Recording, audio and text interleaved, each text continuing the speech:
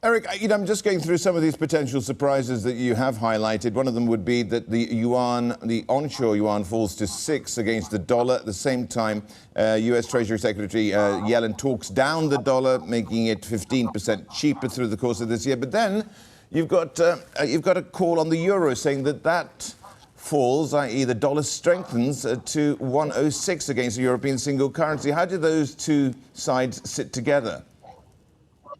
They don't. And it's a good question. Each of the individual 8 surprises is meant to be a standalone possibility. And so I think if you think about the first 2 points that you made, first with regards to the strengthening of RMB, our forecast is that RMB does appreciate further towards 630 by the middle of the year. But I think it would be quite a big surprise for many people if both China and the markets were to embrace an even stronger RMB than that. In terms of the euro, look, we have a positive outlook on euro dollar. Part of that is predicated on a recovery in Europe. But I think, as we all know, sadly all too well, the European recovery story and the euro recovery story has disappointed on many occasions over the last 5 or 10 years. So considering the consensus around a negative dollar or positive euro trajectory, a collapse in euro would obviously be a significant tail risk for the marketplace. Eric, why would you be surprised if the yuan were to go to 6 to the dollar? Some analysts are already calling for it.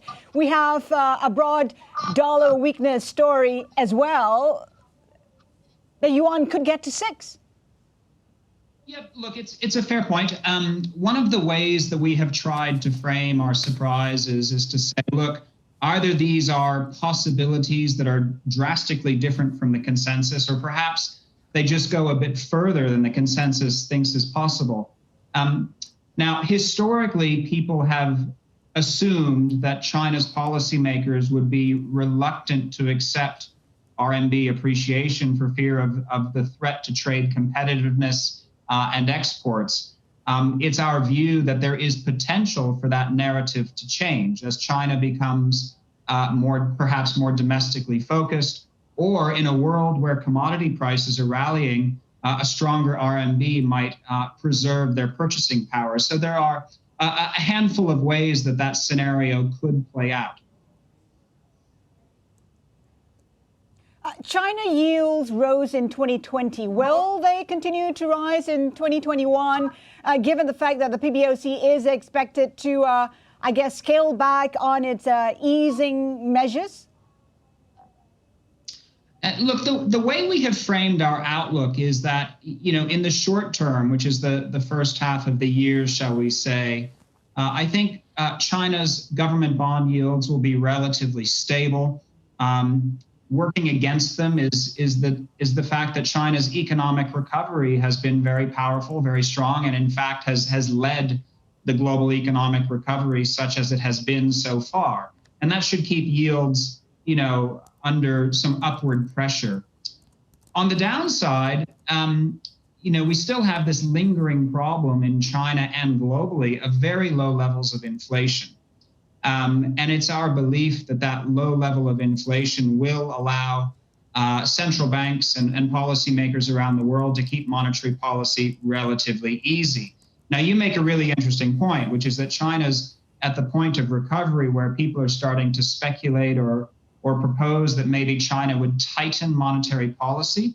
We don't think that's the case. We think they may guide credit growth to a slightly slower pace, but we're still talking double-digit gains in credit growth. So I don't think China will be tightening policy this year, but there may be some evidence of an easing back on some of the liquidity measures. So for the short term, I think 10-year CGB yields will remain above 3%.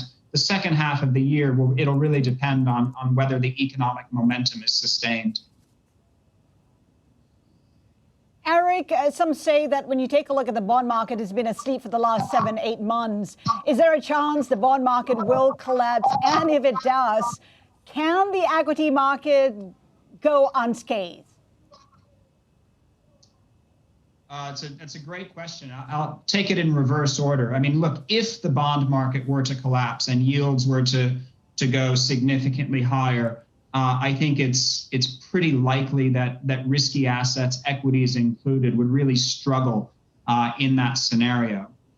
That being said, it is our view that Treasury yields in the U.S. and developed market bond yields, even if they are moving moderately higher over the course of the year, it's not going to be a volatile move or a significant move. And the reason for that is central banks are well aware that they need to keep financial conditions extremely loose. In the U.S., for example, mortgage rates are at historical lows. That is helping to support the housing market and therefore helping to support the U.S. consumer when it's desperately needed. So I think the Fed will be very careful not to let long-term interest rates go too much higher.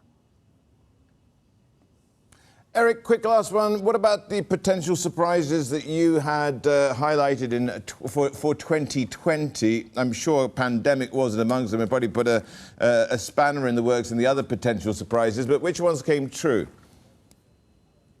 Well, look, you're absolutely right. I don't think anybody predicted the pandemic that we had. A couple of calls that I guess we quote unquote got right, or scenarios that came to fruition, but not for the reasons we anticipated. We proposed that the Fed might cut interest rates dramatically. They obviously did in response to the pandemic.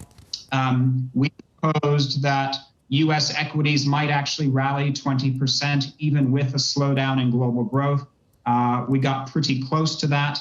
And so there were a handful of sort of market derived scenarios that actually came to fruition, but as you say, not for any of the reasons that we had anticipated.